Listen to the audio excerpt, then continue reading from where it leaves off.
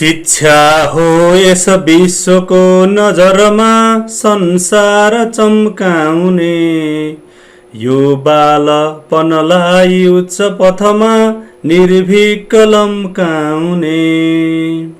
शिक्षा स्वच्छ भई सदा सुयशको वस्तु बनोस् कान्तिको, शिक्षाले सठ ज्ञानका मगजमा दियो बालो शान्तिको।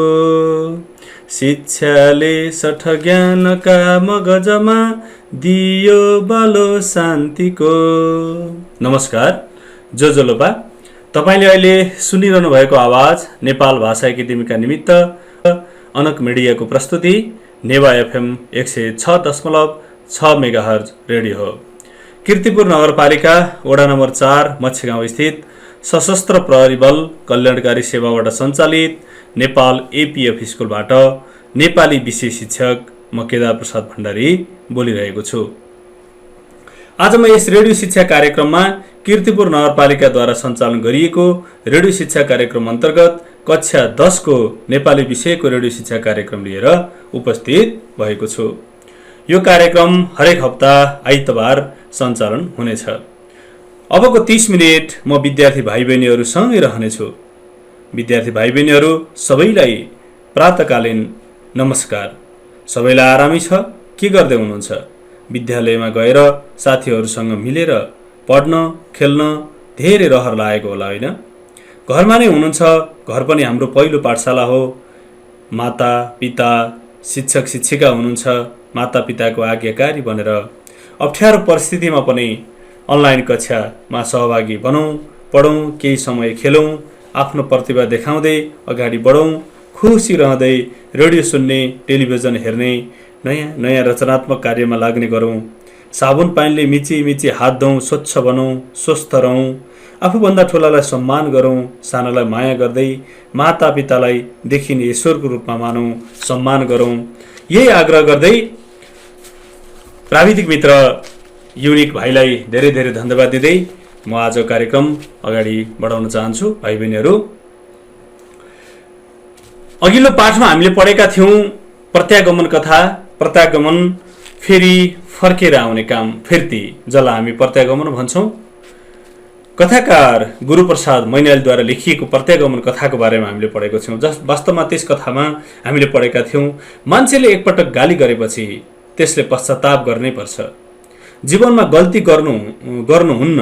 बाबुआमा सरह लालन पालन गर्दै हुर्काएका रक्षकक्षम बनाएका दाजु भाउजूलाई श्रीमतीका लहैलहैमा लागेर डेरा गरी बस्नु रामुको ठुलो गल्ती थियो। एकातिर छुट्टै बस्दा उनले पनि दुर्दशा बेहोर्नु पर्यो भने दाजुको घरको अवस्था पनि नाजुक बन्न पुग्यो। यदि रामुले श्रीमतीको लहैलहैमा लागेर अन्यत्र गई नबसेको भए न त उनले दुःख पाउँथे, न त दाजु र उनका छोराछोरीको हालत दयनीय बन्थ्यो। अत जीवनमा कुनै पनि निर्णय गर्दा विचार पुर्याएर मात्र गर्नुपर्ने, अन्यथा ठुलो पश्चातापमा पर्नुपर्ने यस कथाको मूल भाव थियो। हामीले अघिल्लो कक्षामा पढेको कथा प्रत्यागमन कथाको। भाइ बहिनीहरू, यही मूल भागका कुराहरू गर्दै अघिल्लो पाठको पुनरावृत्ति गर्दै अब आज हामी यो आजको पाठ सुरुवात गर्न चाहन्छौँ। आज हामीले पढ्ने पाठ छ वर्षा कविता। यसका लेखक छन् महाकवि लक्ष्मीप्रसाद देवकोटा। मैले यो वर्षा कविता सुरु गर्नुभन्दा अगाडि यो कविता मन्दाक्रान्त छन्दमा लेखिएको छ। म यसको बारेमा भाइ बहिनीहरूलाई जानकारी गराउँछु।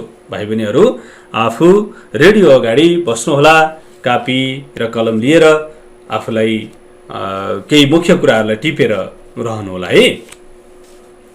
वर्षा कविता, हामी बर्सातकै समयमा छौँ, त्यही प्रसङ्गमा पनि यो वर्षा कविता पढ्न हामीलाई सान्दर्भिक हुनेछ। भाइ बहिनीहरू, यो मन्दाक्रान्त छन्दमा लेखिएको छ। मन्दाक्रान्त बुधिरसन गैरमौ भनौ तौ गयुग्मम। यसको लय यस्तो हुन्छ।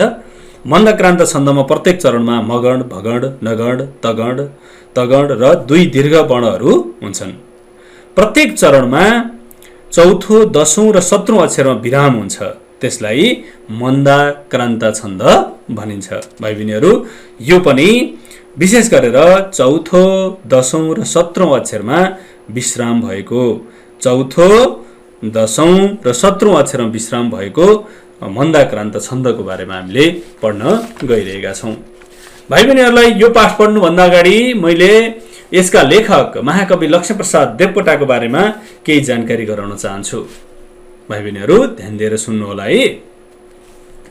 यस कविताका लेखक महाकवि लक्ष्मीप्रसाद देवकोटा विक्रम सम्वत 1966 साल कार्तिक 27 गते लक्ष्मी पूजाका दिन धोबीधारा काठमाडौँमा पिता तीर्थमाधव देवकोटा र माता अम्बर राज्यलक्ष्मी देवकोटाको कोखबाट जन्मिएका लक्ष्मीप्रसाद देवकोटा। तीर्थमाधव देवकोटालाई लक्ष्मीको प्रसाद ठानी उनको नाम लक्ष्मीप्रसाद राखियो। उनको नारायणको नाम तीर्थमाधव देवकोटा थियो। तीर्थमाधव देवकोटालाई लक्ष्मीको प्रसाद ठानी उनलाई लक्ष्मीप्रसाद राखियो। पछि गएर यिनी लक्ष्मीप्रसाद देवकोटा महाकविका रूपमा परिचित भए। लक्ष्मीका प्रसाद नभएर सरस्वतीका प्रसाद भन्न पुगे। उनले बिए, बिएल र एमए सम्मको अध्ययन समेत गरेका थिए। भाइ बहिनीहरू, देवकोटाका शाकुन्तल, सुलोचना, वनकुसुम, महाराणा प्रताप, पृथ्वीराज चौहान आदि महाकाव्य, मुनामदन, लुनी, कुञ्जिनी, सुजा माता आदि खण्डकाव्य, चम्पा उपन्यास, लक्ष्मी निबन्ध सङ्ग्रह र दाडिमको रुखनेर निबन्ध सङ्ग्रह, भरत मिलन, सावित्री सत्यवान, कृषि बाल नाटक, तीजको कथा, उनको मने कथा आदि उत्कृष्ट कृतिहरू प्रकाशित गरेका छन्। पुतली कविता सङ्ग्रह, भिखारी कविता सङ्ग्रह पनि प्रकाशित गरेका छन्। भाषा अनुवाद परिषदमा जागिरे, लेखक, तीर्थचन्द्र कलेजमा प्राध्यापक भई सेवा पुर्याएका देवकोटा विक्रम सम्वत 2014 सालमा शिक्षा तथा स्वायत्त शासन विभाग मन्त्री समेत भएका थिए। उनले नै त्रिभुवन विश्वविद्यालयको स्थापना 2016 सालमा गरे। अहिले जति हामी त्रिभुवन विश्वविद्यालय देख्छौँ, त्यसको जमिन देख्छौँ, यो लक्ष्मीप्रसाद देवकोटाले त्यति बेला विश्वविद्यालयको नाममा गरेका थिए। भाइ बहिनीहरू, नेपाली साहित्यका महाकवि, विशिष्ट निबन्धकार, एकाडेमीका संस्थापक देवकोटाले नेपाली भाषा र साहित्यका उपासक एवं प्रचारक भएर महत्त्वपूर्ण योगदान पुर्याएका छन्। यस्ता महान प्रतिभा देवकोटाको मृत्यु 2016 साल भदौ 29 गते काठमाडौँमा भयो। उनको मृत्युले नेपाली साहित्य जगतमा ठुलो क्षति पुगेको छ र नेपाली साहित्य जगतमा उनको मृत्युले क्षति पुगेको छ। वास्तवमा उनी मृत्यु भए पनि उनी अमर छन्, आफ्ना रचना र सिर्जनाले अमर छन्। लक्ष्मीप्रसाद देवकोटाको यो सामान्य परिचय मैले यहाँ भाइ बहिनीहरूलाई जानकारी गराएँ। भाइ बहिनीहरू, आजको हाम्रो पाठ वर्षा कविता। यो कवितालाई मैले लय वाचन, अर्थबोध गर्दै यसका मुख्य कुराहरूमा, यसको मुख्य भावका कुराहरू आज मैले यहाँहरू समक्ष जानकारी गराउनेछु। सबभन्दा पहिला यसलाई लय वाचन गर्न चाहन्छु। भाइ बहिनीहरू ध्यान दिएर सुन्नुहोला र यसै गरी वाचन गर्नुहोला है। आइन हर चढी वायु पंखी विमान, पाङ्ग्रा घरसी शिखर गरजे थरिकियो आसमान, झिल्के झिल्का अचल मुख भो त्रासले नील गाढा, चुली नाघिन प्रकृति कलिलिन देखिँदै दूर टाढा, फरफर पार्छिन् चदर हलुका लत्रिदो मेघ होइन, लाखौं मोती लुङ्ग नपहिरी चित्त बुझ्ने हुँदैन, पोल्टो झोली रतन निधिका स्नेहले मुस्कुराइन्, एउटा मोती लुङ्ग चुडिन गई शैलमा झरझराइन्, आशंकाले भुर भुर गुँडै सम्झिँदा पंख नाना, जाओ बच्चाहरू न तरसुन् गरेजिँदा स्वर्ग छाना, लरबर गर्दा कुशल कमिला लौ गरे है हतार, त्यसै ओर्ली चिरचर चकरिदो चिल होला बेर, धुली खोला सलिल बरसी सान जस्तो अटोट, पाई प्राणी अमृत लहरी फस्टने छन् अटुट दौरामा छन् जलधि दुईता साम्य कारुण्य भाव फैली चाँडो मुख बनेको हुन्छ आनन्द लुट पृथ्वी फल्लिन् सलिल कलिली धानले छापिएर गाई रोप्लन् चपल बयसी दृक बिजुली लिएर बाली राम्रो तृण तिहरा वर्षा राम्रो कबोली पारा बार प्रभु हृदयको फुड्छ सङ्गीत केली मिठा मिठा अमृत रसका बिजुले लाख लाखा भर्दै राम्रा फुल तरुहरू पाउँछन् भन्न चाख भारी शाखा शरद ऋतुमा लम्किँदा दानलाई मेरो इच्छा यति छ यति हो नील आदेश भाइ लौ लौ जाओ दल दल बनै वृक्ष हो उठ सारा वर्षे घैटा घट घट गरी स्वर्ग पीयूष धारा दर दर दर के अमित कनिका पिउन लागिन धराले उफ्री नाची चल बिटप हो पाउने छौ जराले यो बेला हो रस मिलनको प्राप्तिको हो यो चहाड यो गानाको गगन जनको कल्पनाको बहाड यो पौडीको सुख जलधिमा फूल रातो असारे झण्डा सम्झी मुजुर मन भई पिछमा रंग धारे झण्डा सम्झी मुजुर मन भई पिछमा रंग धारे। भाइ बहिनीहरू यसलाई यस्तो लयमा गाउन सकिन्छ, यो कवितालाई यो लयमा गाउन सकिन्छ। भाइ बहिनीहरू अब हामीले यसरी लयबोध गरिसकेपछि यो वर्षा ऋतुका विशेषताहरूको बारेमा मैले भाइ बहिनीहरूलाई जानकारी गराउँछु। यहाँ भएका केही अप्ठ्यारा शब्दहरू अलिकति जानकारी गराउँदै अर्को विशेषताहरूलाई मैले यहाँहरू समक्ष अवगत गराउन चाहन्छु। वायुपङ्खी भनेको हावामा उड्ने पखेटा भएको, विमान भनेको आकाश मार्गबाट जाने सवारी आकाशमा उड्ने यान जसलाई हामी वायुयान भन्छौँ। शिखर भनेको चुचुरो टाकुरो पहाडको सबभन्दा माथिल्लो भाग जसलाई हामी शिखर भन्छौँ। गरजी भनेको गर्जेर ठुलो स्वरले गडङ गुडुङ गरेर, आसमान भनेको आकाश देवलोक, झिल्के भनेको झिल्को चमकदार बिजुली, झिल्का भनेको आगोको सानो कण अग्निकण, अचल भनेको चलाउन नसकिने नचल्ने पर्वत पहाड अचल हुन्छ। नील गाडा भनेको गाडा नीलो रङ आकाशे रङ, कलिलिन भनेको कलिली बनिन, चदर भनेको पछ्यौरा उड्ने मजेत्रो बरको जसलाई हामी चदर भन्छौँ। भाइ बहिनीहरू मेघ भनेको बादल आकाशमा जम्मा भएको जलकणलाई हामी मेघ भन्छौँ।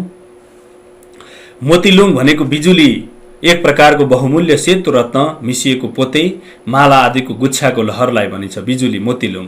पोल्टो भनेको पोको पार्न प्रयोग गरिने पटुका आदिको फेरो, रत्न निधि भनेको बहुमूल्य सम्पत्ति, शैल भनेको पहाड पर्वत जसलाई हामी शैल भन्छौँ। स्वर्ग छाना भनेको आकाश, चिर भनेको धेरै समयसम्म रहने लामो समय, चक्रिँदो चिल भनेको आकाश माथि माथिसम्म गोलो चक्र बनाएर उड्ने एक हिंस्रक पंक्षीलाई हामी चक्रिँदो चिल भन्छौँ। धुली खोला भनेको धुलो मुलो लागेर धमिलो देखिएको खहरे खोला, सलिल भनेको पानी जल जसलाई हामी सलिल भन्छौँ। दौरामा भनेको दौरानमा, दगुर्याइमा हामी दौरामा भन्छौँ। जलधि दुहिता भनेको समुद्रकी छोरी जसलाई हामी वर्षा भन्छौँ। साम्य भनेको समानताको भाव, कारुण्य भाव भनेको दयाको भावना, करुणाको भावना, अवनी भनेको पृथ्वी धरती जसलाई हामी अवनी भन्छौँ, आनन्द लुट भनेको आनन्द लिने काम जसलाई हामी आनन्द लुट भन्छौँ, सलिल कलिली भनेको पानीले गर्दा कलिलो बनेकी, गाई भनेको गाएर चपल बयसी भनेको चञ्चल उमेरकी युवती, 16 वर्षकी चञ्चल उमेरकी युवतीलाई हामी चपल बयसी भन्छौँ। दृक बिजुली भनेको बिजुली जस्ता चञ्चल आँखा भएकी, तृण भनेको घाँसपात दुबो आदि वनस्पति हामी जसलाई तृण भन्छौँ, हरा भनेको हरियो, कबुली भनेको कबुल गरेर चाहना गरेर आशा गरेर, पारावार भनेको समुद्र रूपी युवक जसलाई हामी पारावार भन्छौँ, प्रभु हृदय भनेको शक्तिशाली हृदय भएको, सङ्गीत केली भनेको सङ्गीतको प्रेमपूर्ण खेल, घट घट भनेको वर्षा हुँदा आउने आवाज, घैँटाबाट पानी खन्याउँदा निस्किने आवाज जसलाई हामी घट घट भन्छौँ। अमित कनिका भनेको वर्षाका कण रूपी असीमित कनिकाहरू, धरा भनेको पृथ्वी धरती अवनी वसुधा वसुन्धरा, बिटप भनेको रुखका हाँगा, गानाको गगन भनेको गीत सङ्गीतको युक्त भएको आकाश, पहाड भनेको रमाइलो बाढी, सुखल जलित भनेको सुखको समुद्र, मुजुर मन भनेको मुजुर जस्तो रमाएको मन, पिच्छ भनेको मुजुरको पुच्छर हामी जसलाई हामी पिच्छ भन्छौँ, रङ्गधारे भनेको विभिन्न रङ धारण गरेको मुजुर जसलाई हामी रङ्गधारे भन्छौँ। यसरी हामीले यो कविताका अप्ठ्यारा शब्दहरूको बारेमा भाइहरूलाई जानकारी गरायौँ। वास्तवमा वर्षा ऋतुको विशेषताको बारेमा मैले जानकारी गराउँछु यो वर्षा कवितामा। भाइ बहिनीहरू, 6वटा ऋतुहरूमध्ये वर्षा ऋतु पनि एक हो। चैत वैशाख वसन्त जेठ असार ग्रीष्म साउन भदौ वर्षा असोज कार्तिक शरद मङ्सिर र पुष शिशिर मुक्सिर पुष हेमन्त माघ र फागुन शिशिर फेरि चैत वैशाख वसन्त। 6वटा ऋतुहरूमध्ये वर्षा ऋतु पनि एक हो। वसन्त र ग्रीष्म ऋतुपछि वर्षा ऋतुको आगमन हुन्छ भाइ बहिनीहरू। वर्षा ऋतुमा साउन र भदौ महिनाहरू पर्छन्। वर्षा ऋतुमा आकाश गडगडाएर जल वर्षा हुन्छ। चैत वैशाखको खडेरीले खाएका वनपाखा खेत चौर सबै जलको स्पर्श पाएर हरिया हुन थाल्छन्। हिउँदभरि सुकेर बगर मात्र देखिएका खोला नाला पनि गड्याङगुडुङ गर्दै बग्न थाल्छन्, खोला नाला बग्न थाल्छन् वर्षाको कारणले गर्दा। यही समयमा किसानले खेतमा छुपो छुपो धान रोपेर मङ्सिरमा सुनौला बाला झुलेको सपना देख्छ। वास्तवमा यो समय अत्यन्त रमणीय आनन्ददायक हुन्छ भाइ बहिनीहरू। चारैतिर हरियाली देखिने, खोला नालाहरू पनि भरिभराउ भएर छङ छङ बग्ने किसिमका, खेतबारीमा बाली नाली रोप्ने समय हुने, यो सबै प्राणीहरू खुसीले आनन्दित हुनु यस ऋतुका विशेषताहरू हुन्। वर्षा ऋतुको समयमा धरतीले जलको स्पर्श पाउँछ। यो प्राप्तिको समय हो। आकाशमा बादलको गाना सुनेर मानिसले मनमा कल्पनाको बाढी आउँछ। रातो असारे फुल फुलेर प्रकृति रमणीय बन्न पुग्छ। चारैतिर रमणीयताले मान्छेको मन मुजुरको पुच्छर नाच्न थाल्छ। मान्छेले आफ्ना सुख आनन्दका अनेकन कल्पना गरेर आफूलाई उमङ्गित तुल्याउने भएकाले वर्षालाई सुखको जलधिमा पौडिने समय भनिन्छ। भाइ बहिनीहरू, वास्तवमा वर्षा ऋतु हरेक दृष्टिले सुन्दर ऋतु हो। प्रकृति र प्राणी दुवैको बाँच्ने आधार यही ऋतुमा अडेकाले र आकाश र धरतीको मिलन वर्षाले गराउने भएकाले यो समय सुखमय समय हो। भाइ बहिनीहरू, वर्षा कवितामा कविले वर्षायामको बारेमा पनि यसरी कुरा व्यक्त गरेका छन्। आधुनिक नेपाली साहित्यका क्षेत्रमा स्वच्छन्दवादी काव्यधाराका अग्रणी प्रतिभा लक्ष्मीप्रसाद देवकोटाद्वारा लिखित वर्षा कविता शीर्षकको कवितामा वर्षा ऋतुमा बेला प्रकृति र मानवमा देखिएको परिवर्तनलाई अत्यन्त भावुकताका साथ प्रस्तुत गरेको पाइन्छ। देवकोटाले स्वयं प्रकृति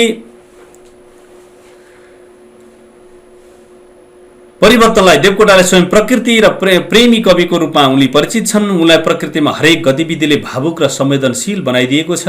उनी प्रकृतिसँग मजाले दोहोरिने कुराकानी गर्न सक्छन्। वर्षा ऋतुका बेला प्रकृति र मानवमा देखिएको परिवर्तनलाई वर्षा कवितामा उनले स्वाभाविक रूपमा प्रस्तुत गरेका छन्। यसमा वर्षाकालीन प्रकृतिको सुन्दर एवं मनमोहक चित्रण गरिएको छ। नेपाली साहित्यका एक बहुमुखी प्रतिभा देवकोटाले फुटकर कवितादेखि महाकाव्यसम्मको यात्रा गरेका छन् भने निबन्ध, नाटक, कथा उपन्यास जस्ता विधामा पनि कलम चलाएका छन्। अघि पनि हामीले यसको बारेमा जानकारी गराएका थियौँ भाइ बहिनीहरू। यिनको कविता र निबन्धका क्षेत्रमा विशिष्ट योगदान रहेको छ। स्वतन्त्रतावादी काव्यधाराका अग्रणी प्रतिभा देवकोटा काव्य कवितामा प्रकृति, मानव र ईश्वरको त्रिपक्षीय सम्बन्ध रहेको कुरा उल्लेख गरेका छन्। भाइ बहिनीहरू, अत्यन्त भावुक र कल्पनाका धनी देवकोटाले वर्षा कवितामा वर्षा ऋतुका बेला प्रकृति र मानव जीवनमा परिवर्तन आएको कुरा उल्लेख गरेका छन्। ग्रीष्म ऋतुका बेला प्रचण्ड तापले शुष्क बनेका बोटबिरुवाहरूले वर्षा ऋतुको आगमनसँगै जीवन बाँच्न सजिलो बनाएका छन्। प्रकृतिले आफ्नो रूप हेर्छ। किसानले लगाएको बालीनाली सप्रिन थाल्छ। घाँसपात र दुबो वनस्पतिमा हरियाली छाउँछ। वर्षा भएपछि यो वर्ष राम्रो होस्, बालीनाली सप्रियोस् भन्ने सबैले सदिच्छा राख्छन्। यस्तै बेला समुद्ररूपी युवकको शक्तिशाली हृदयको सङ्गीतको प्रेमपूर्वक खेल देख्न सकिन्छ। अर्थात् अद्भुत किसिमको प्राकृतिक सङ्गीतले सौन्दर्य यस बेला प्रस्फुटित हुन पुग्छ। वर्षा ऋतुले ल्याएको उमङ्ग र आनन्दको क्षणलाई प्रस्तुत गरिएको उक्त पङ्क्तिमा जटिल तत्सम शब्द तृण, हरा, पारावार, प्रभु, हृदय, सङ्गीत र कबुली, केली जस्ता कविद्वारा निर्मित शब्दहरूका माध्यमबाट कविले प्रकृतिको भावनालाई यहाँ प्रस्तुत गरेको पाइन्छ। यसरी कवि लक्ष्मीप्रसाद देवकोटाले यस कवितामा वास्तवमा आकाशमा बादल मडारिए झैँ बिजुली चम्किएर वर्षात हुँदा समस्त धरतीमा प्राण सञ्चार भएको हुन्छ। कृषकहरू आफ्नो कृषि कर्ममा लागेका छन् भने वृक्ष र मानव बाहेकका अन्य प्राणीहरू खुसीले फुरुङ्ग भएका छन्। सबैतिर खुसी र बहार ल्याइदिने वर्षाको महिमा गान गरिएको छ। यस कवितामा प्रकृति प्रेम र संस्कृति प्रेमको भावलाई प्रभावकारी रूपमा प्रस्तुत गरिएको छ। भाइ बहिनीहरू, वर्षा शब्दले वर्षाद, पानी पार्ने काम, पानीको वर्षाद आदि अर्थ प्रकट गर्छ। मौसम र प्राकृतिक अवस्था अनुसार वर्षाभरिका दुई महिनाका दरले फेरिने वातावरणको स्थिति, त्यस अनुसार हुने समय विभाजनलाई ऋतु मानिन्छ। कविले यस कवितामा वर्षा ऋतुको महिमा गान गरेका छन्। वर्षा ऋतु प्राकृतिक समय विभाजन अनुसार श्रावण भाद्र महिनामा पर्छ। यस समय चक्र अनुसार ग्रीष्म ऋतुपछि र शरद ऋतु अघि आउने ऋतु नै वर्षा ऋतु हो। श्रावण र भाद्र यी 2 महिना वर्षा ऋतुका महिना हुन्। यस अवधिमा हुने वर्षादले समस्त चराचरलाई जनजीवन र स्फूर्ति प्रदान गर्दछ, नवजीवन पनि प्रदान गर्दछ। प्रचण्ड गर्मीको मौसमपछि आउने वर्षा ऋतुले समस्त चराचर र जनमानसबाट आत्मीय स्वागत पाएको हुन्छ। वर्षादको आगमनले कविका अनुसार नयाँ जीवनको सञ्चार हुन्छ। वर्षा हरर गर्दै वायुपङ्खी विमान चढेर अनेक गर्जनसहित आउने गर्छ। बिजुलीका झिल्का झिल्कीको धरतीलाई चम्किलो पार्दै डाँडा पाखा एवं चुचुरालाई समेत चम्काउने काम गर्छ। चराहरू मेघको आवाले त्रसित बनेपछि आनन्दको वर्षा भइरहेको हुन्छ। पृथ्वी धानले सजिएकी हुन्छन्। चपला युवतीहरूले धान रोपिरहेका बेला बिजुलीको मिठो सङ्गीतको धुन प्रभावित गर्छ। कृषकहरू फलको आशा गर्दै मेहनतका साथ काम गरिरहेका देखिन्छन्। यस्तो बेला कवि वनलाई समूह समूह बनाएर अघि बढ्न आह्वान गर्दछन्। एउटा रस मिलनको चाड हो भन्ने कविलाई लागेको छ। भाइ बहिनीहरू, यस्तो बेला रुख रूपी जलधिमा डुल्नु नै श्रेयस्कर हुने कविलाई लागेको छ र यो कविता त्यो भाव पनि प्रकट छ। यही प्रकृति सम्बन्धी भाव र विचारलाई कविले यस कवितामा प्रस्तुत गरेका छन्। यसरी कवि देवकोटाले यस कवितामा प्रकृतिलाई मित्र वा साथीका रूपमा हेर्दै वर्षा ऋतुले प्रकृति र मानवमा पारेका प्रभावको बारेमा वर्णन गरेका छन्। वर्षाले प्रकृति र मानवमा उत्साह, उमङ्ग र सञ्जीवनी प्रदान गर्छ। एउटा जीवनदायी शक्ति हो भन्ने भावलाई यस कवितामा देवकोटाले प्रभावकारी रूपमा प्रस्तुत गरेका छन्। प्रकृति सम्बन्धी भावमय अभिव्यक्ति दिँदै त्यसप्रतिको प्रेम प्रस्तुत गर्नु यस कविताको मूल भाव हो। भाइ बहिनीहरू, वास्तवमा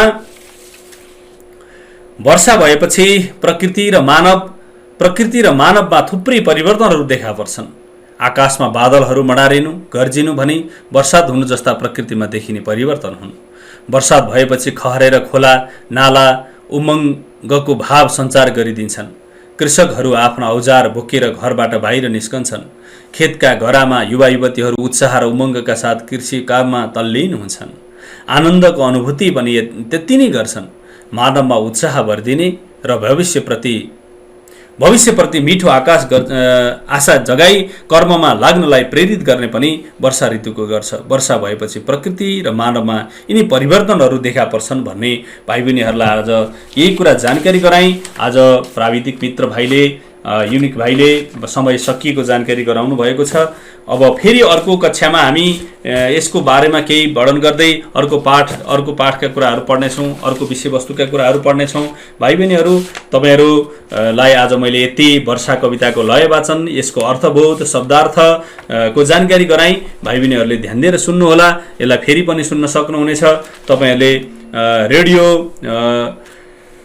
नेवा सुन्दै गर्नुहोला, यही आग्रह गर्दै तपाईँहरूको दिन शुभ रहोस्, शुभ बितोस्, जय होस्, मङ्गल होस्, कल्याण होस् भन्ने कामना गर्दै बिदा हुन्छु। हवस् त, धन्यवाद, नमस्कार, जो लोपा।